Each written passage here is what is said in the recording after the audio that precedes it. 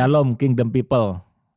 Anda masih bersama dengan kami di program-program yang selalu Anda tunggu, Kingdom Insight, His Gift for You. Hari ini kita ada di edisi yang spesial, yaitu edisi untuk merayakan Imlek. Karena itu saya menyapa Anda, Ni Hao. Dan bersama dengan saya masih ada Kuden, Muse, Ni Hao Ma. Hen Hao. Kita ini bukan lagi main silat ya. Tapi hari ini kita akan memperbincangkan tentang satu tradisi, yaitu Imlek ya. Apakah orang Kristen boleh merayakan Imlek? Apakah kita boleh merayakan Imlek? Nah, tentu saja kita akan bahas hari ini bersama dengan Kuden. Dan saya percaya pembahasan yang singkat ini nanti pasti juga akan menjadi berkat bagi Amen. kita semuanya.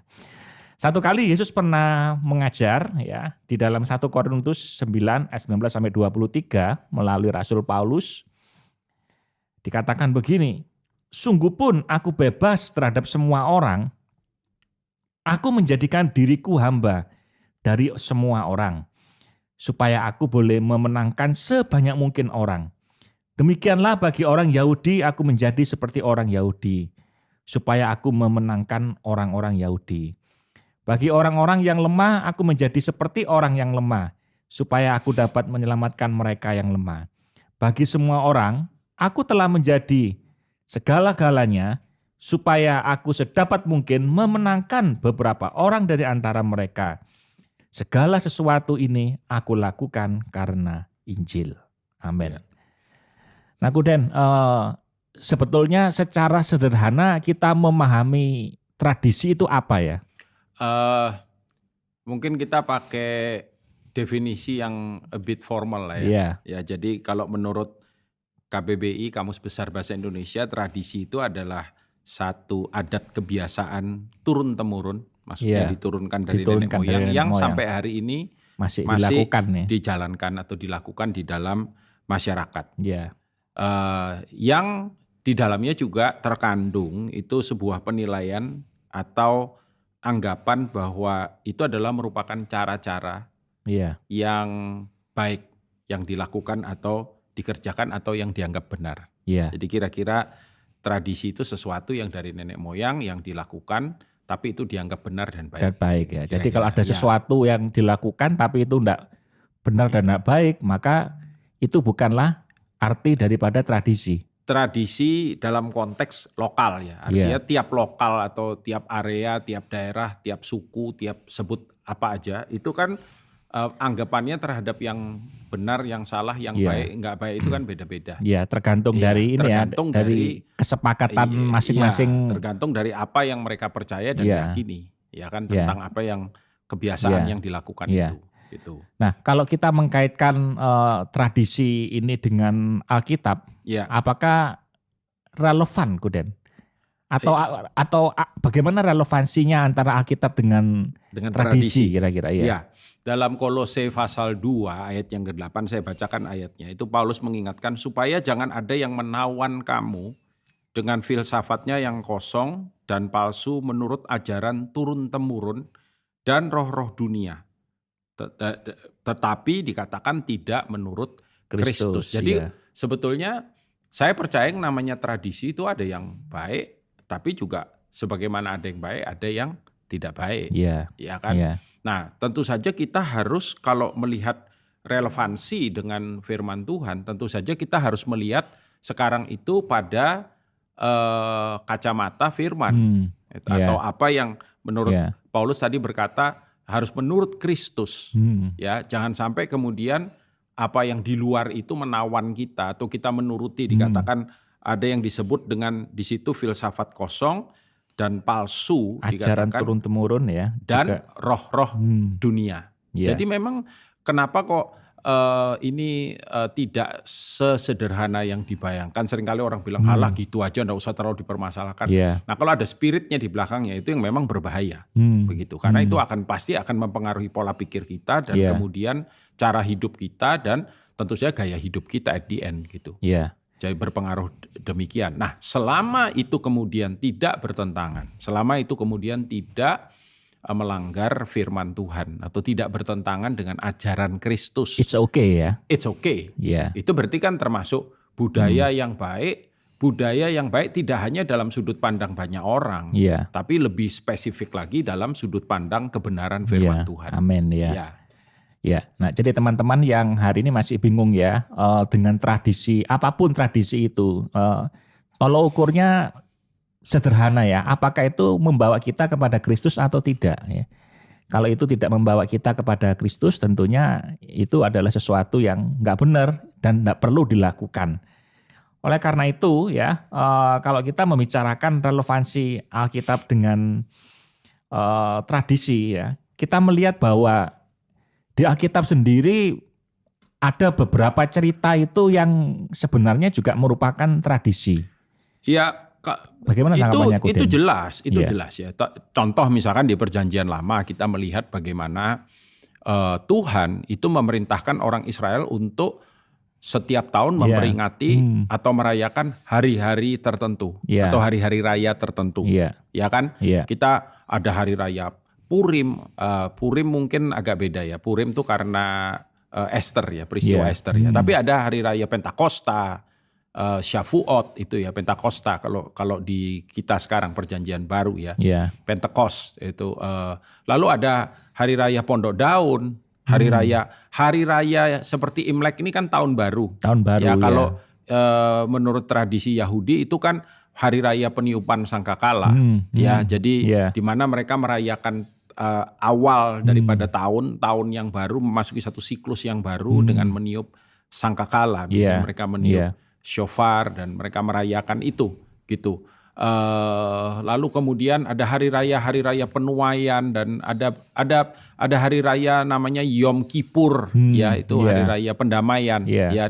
Dan kenapa Tuhan memerintahkan mereka untuk merayakan hari raya itu, karena di dalamnya memang ada maknanya dan ada kebenarannya, dan tradisi itu diturunkan untuk mengingatkan generasi yang berikutnya tentang sebetulnya campur tangan Tuhan di dalam kehidupan orang-orang Israel yang adalah umat pilihannya pada waktu itu. Supaya apa? Supaya mereka tahu begitu apa yang membuat leluhur mereka, nenek moyang mereka itu punya kehidupan yang terpelihara, misalkan kehidupan yang baik, punya standar kehidupan yang berbeda misalkan dengan bangsa lain.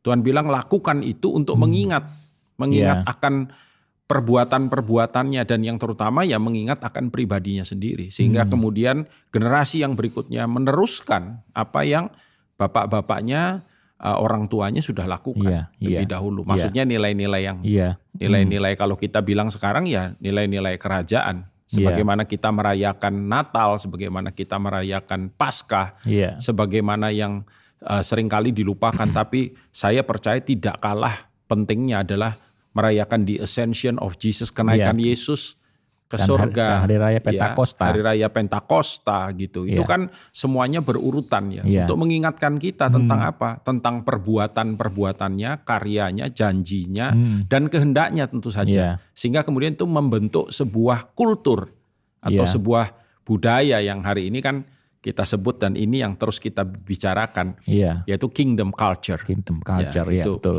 Ya. Jadi dalam hal ini kita sebagai murid Kristus harus berlaku bijaksana, wise gitu ya, bisa menilai, menimbang. Jangan ekstrim. Ada orang yang ekstrim, wah semua tradisi itu salah. Pokoknya tidak berbau Kristen. Sikat kan gitu. Jadi enggak segitunya gitu. Jadi bagaimana kita harus wise di dalam kita mengambil sikap, menentukan dan terlibat di dalamnya. Betul gitu.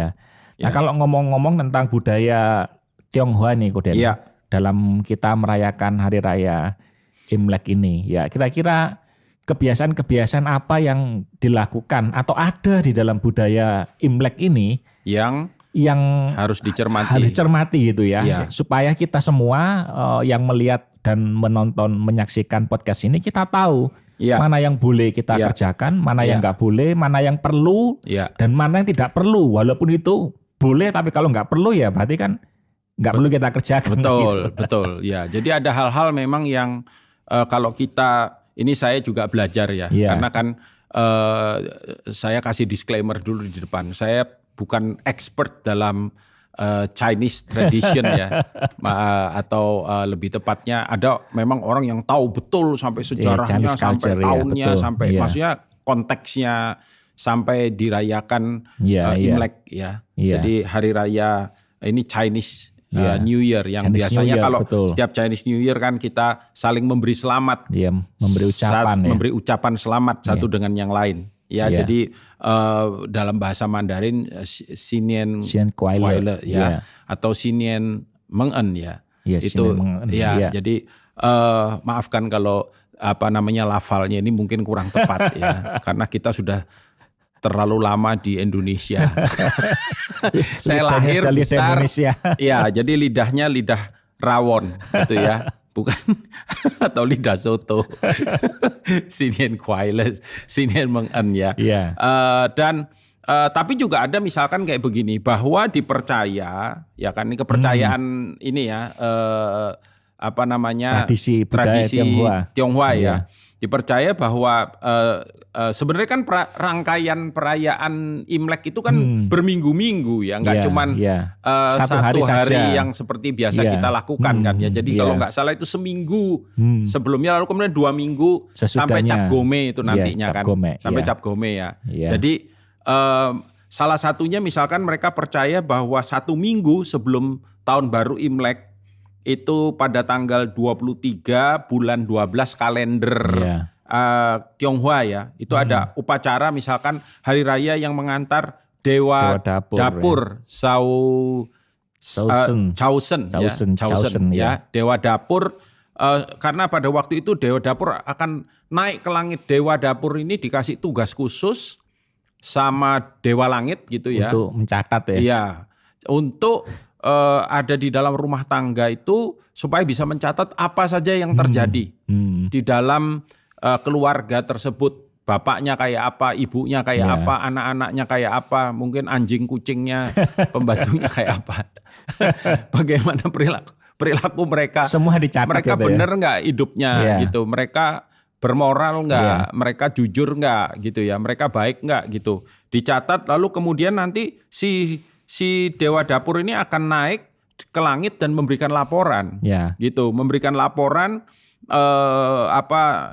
tentang apa yang terjadi selama 1 tahun itu dan pada keluarga itu ya. Betul. Dan hasil laporan itu nanti akan menentukan angpau dewa langit, menentukan apakah keluarga ini akan tahun depan ini dapat favor gitu, diberkati dan ya mengalami itu kan biasanya kan selalu diminta itu fuluso ya, fuluso 3 itu ya, 3 hal yang Pak, panjang umur, sehat, berkeberkatan gitu istilahnya ya, duitnya banyak gitu. Ya kalau Chinese kan memang kalau ngomong duit itu memang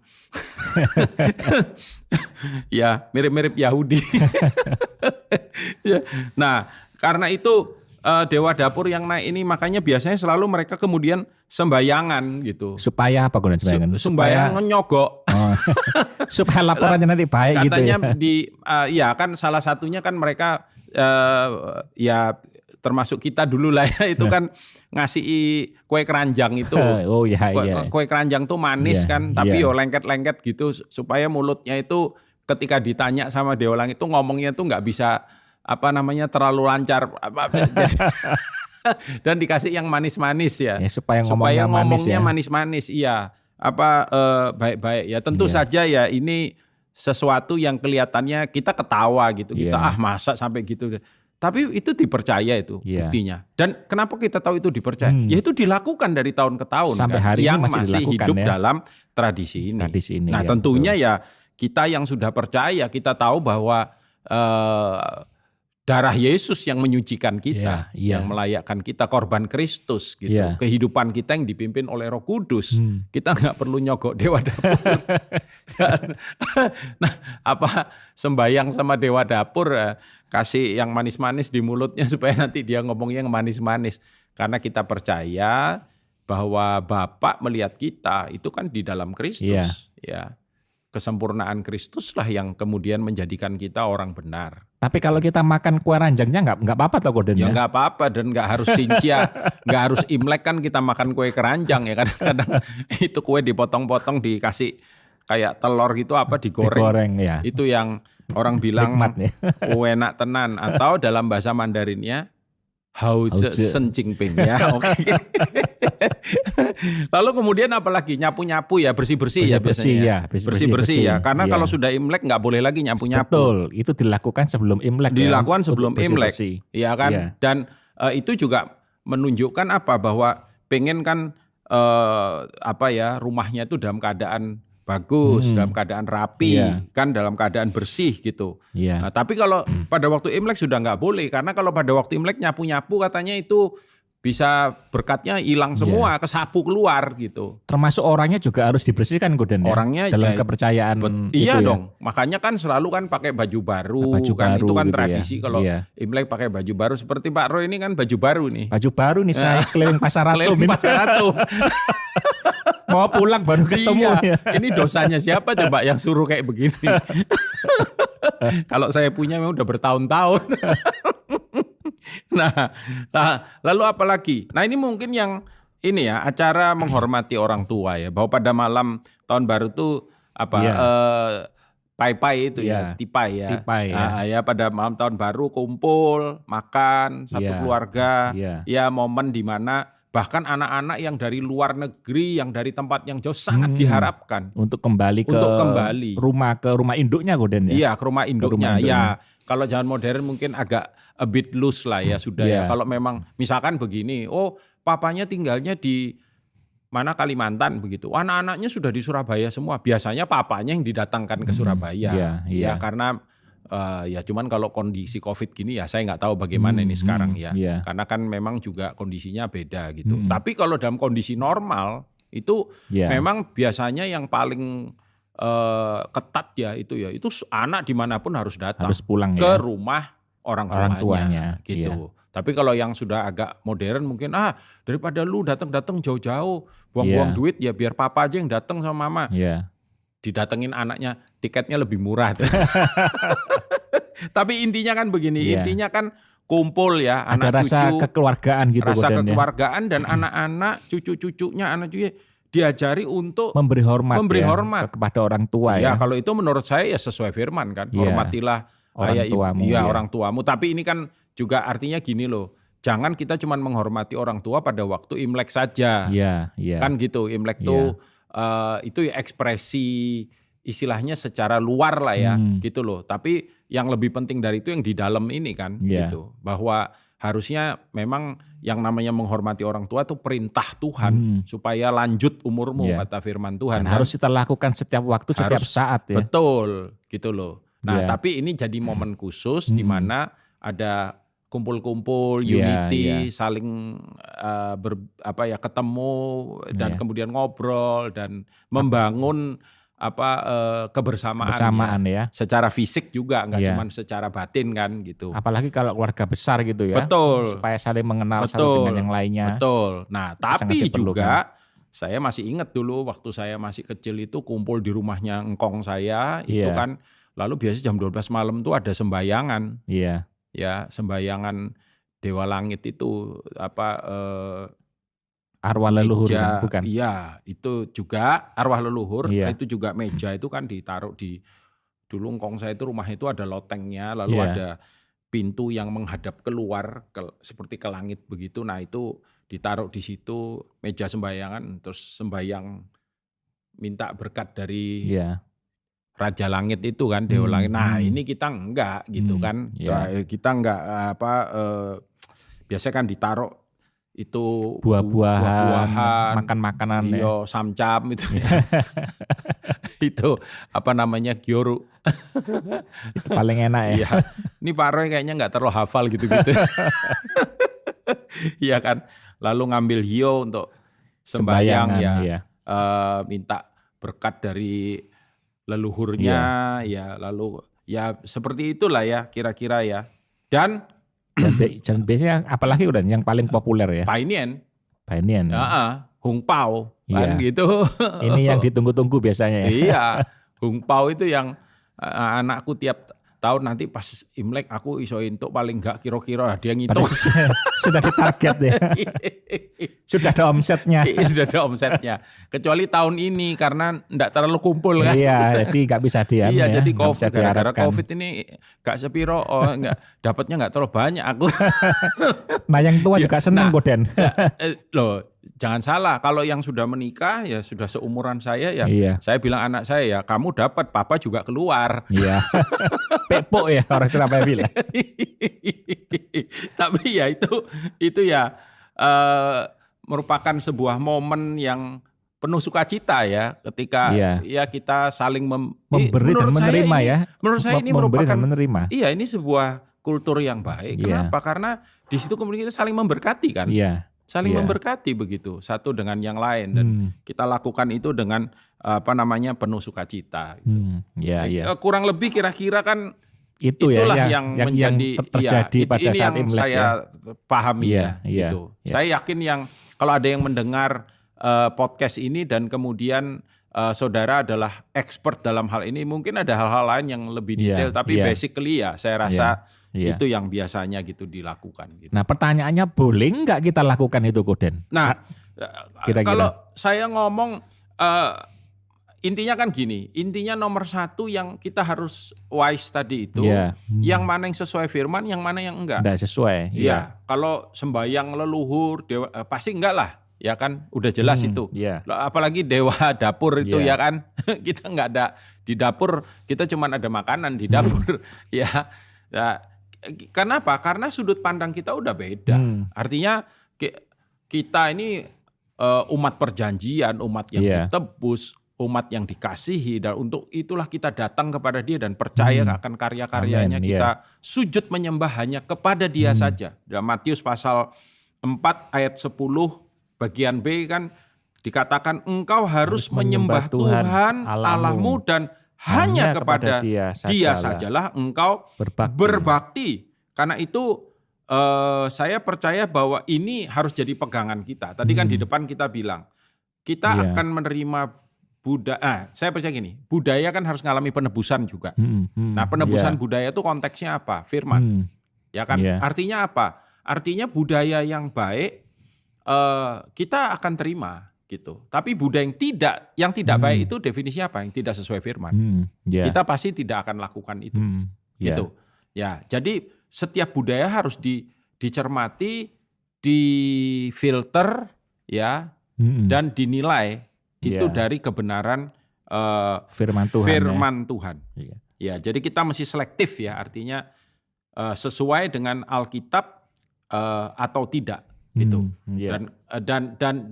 Dan kita sebetulnya gini, pada intinya gini, kita bisa memakai kok budaya itu untuk kemudian bahkan itu menyatakan kasih Kristus, ya menyatakan pribadi Bapa, memberitakan firman Tuhan. Ya, itu di momen-momen seperti itu justru harus dipakai gitu untuk melakukannya. Gitu. Bahkan Alkitab juga mencatat Koden ya bahwa Yesus sendiri memperbarui adat istiadat ya. Betul. Dia tidak meniadakan hukum Taurat tapi justru dia meluruskan ya. Betul, gitu. Ya. Nah, yang kita juga harus ini saya tiba-tiba ada dalam pikiran saya ya. Jadi hati-hati juga dengan sesuatu yang kelihatannya baik tapi belum tentu benar. Iya. Ya kan, contoh misalkan kayak angpau tadi ya. Angpau itu baik.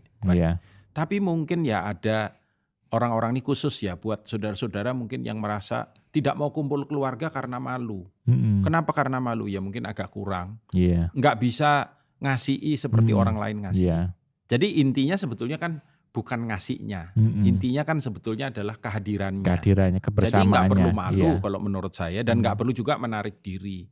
Ya, jadi ya terus terang aja, artinya ya ada keterbukaan gitu. Atau ada juga yang mungkin nggak mau kumpul, kenapa? Karena dia merasa gini, wah keluargaku atau saudaraku atau siapa itu ngasihnya banyak gitu. Kalau ngasih angpau pergi anakku tiap per orang mungkin dikasih 500.000 atau paling enggak 100.000. Nah, dia mampunya cuma ngasih mungkin 10.000 atau 20.000-an. Dia merasa sungkan nanti enggak enak. Wis lebih baik enggak usah datang.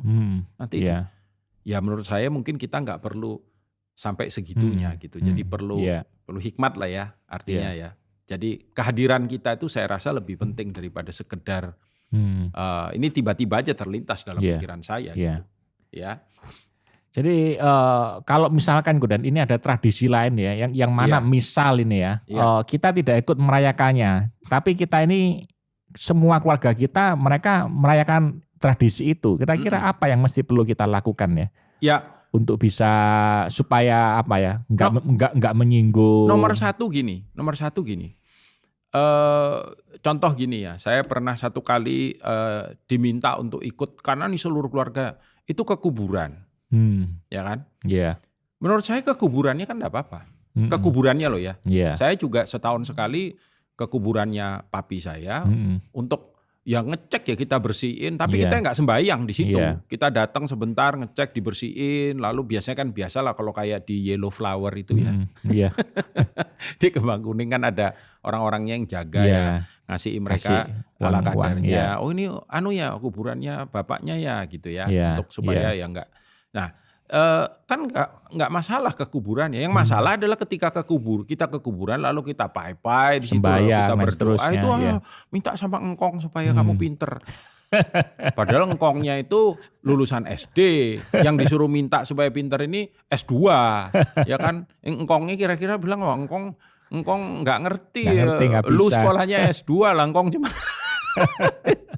Jadi kita mesti bijak antara kita ketika kita memaknai sesuatu, karena apa? Kalau kita keras gitu, saya enggak mau, pokoknya saya tidak. Lalu kemudian akhirnya itu jadi batu sandungan, ya dianggap enggak bakti, dianggap saya yakin kok, saya datang ya, tapi kan ya sorry ya, saya enggak ikut sembahyangan, ya enggak ikut sembahyangan, tapi yang penting saya datang. Kita menunjukkan sikap hormat kita, ya kan, tanpa kita harus mengikuti apa yang tidak sesuai dengan kebenaran atau tidak sesuai dengan firman itu. Ya. Nah, pada waktu Yesus di muka bumi ini, bagaimana Pak ya pandangan Tuhan Yesus terhadap tradisi ini Kuden selama pelayanannya di muka bumi ini? Saya melihat bahwa Yesus, contoh ya, ketika orang Israel kan merayakan hari raya tertentu, Yesus ada di situ, gitu. Tetapi dia memaknai itu mungkin dengan makna yang sesuai kebenaran, yang sesuai dengan kehendak Bapaknya, ya. Dan dia, nah itu tadi kan, Roy juga ada ngomong di depan kan, bagaimana kemudian Yesus itu meluruskan apa yang salah, gitu, apa yang, nah. At the end kita bisa memakai itu untuk coba ngobrol atau bagaimana ya, tapi tentu saja dengan cara-cara yang harus bijak dan sangat wise ya, hati-hati gitu ketika berbicara, karena itu kan bisa menyinggung juga gitu, kalau itu tidak benar cara menyampaikannya. Jadi Yesus lebih ke arah apa ya, istilah apa tuh, realistis, transformatif gitu ya. Mengubah ini ya, mengubah value di balik tradisi itu menjadi sesuatu yang sesuai dengan firman Tuhan. Iya, sesuai dengan budaya kerajaan. Ya kan? Jadi budaya kerajaan itu kan di dalamnya ada nilai-nilai yang jelas gitu. Nah, sekali lagi balik lagi, orang nilai yang jelas kayak apa? Ya yang sesuai dengan Alkitab. Gitu, sesuai dengan firman. Ya. Jadi kebenarannya itu tidak dikompromikan. Tapi juga tidak dipaksakan, ya kan, gitu. Ya. Jadi kalau begitu tidak ada salahnya kita merayakan tradisi, Kuden ya. Tidak ada salahnya. Tidak ada salahnya. Kenapa tidak? Gitu. Sepanjang itu membawa kita kepada Kristus, ya, atau sesuai dengan nilai-nilai budaya kerajaan. Iya. Dan malah kita punya, saya percaya bahwa dalam beberapa kesempatan itu Tuhan malah membukakan pintu untuk kita bisa membagikan sesuatu. Memberitakan Injil di tengah-tengah. Gitu ya. Iya, betul. Gitu loh. Karena kita bertemu dengan banyak orang. Kalau contoh gampang, mau enggak kamu enggak perlu miara dewa dapur, singkrek noai. Gitu. Ya kan. Ya tapi caranya gimana? Injil diberitakan. Kan gitu, Injil diberitakan gitu, bahwa di dalam merayakan Imlek ada hal-hal yang baik, itu ya, tapi ada hal-hal yang kita tidak bisa mengkompromikan. Nah itu tadi yang disebut dengan realistis transformatif. Ya, ya, itu ya. Gitu. Ya. Baik teman-teman, perbincangan yang sangat menarik bagaimana kita menyikapi hari raya Imlek ya, dan apakah kita boleh atau tidak melakukannya, kita semua sudah bahas dengan tuntas pada hari ini. Terima kasih Koden buat waktunya. Dengan senang hati. Sehingga kita boleh mendapat pencerahan ya. Wawasan. Dan sekali lagi untuk para pendengar kita, kalau ada salah eja, mohon maaf atau salah pengucapan tertentu. Iya. Ya, pada intinya adalah kita pengen di dalam dan lewat kehidupan kita ada banyak orang terberkati, menjadi berkat, dan nama Tuhan dipermuliakan. Boleh nggak Koden berdoa bagi kita semuanya, terutama bagi kita yang merayakan Imlek ya, supaya tahun baru Imlek ini juga bisa menjadi berkat. Kalau Roy pasti merayakan. Wes abang-abang ini.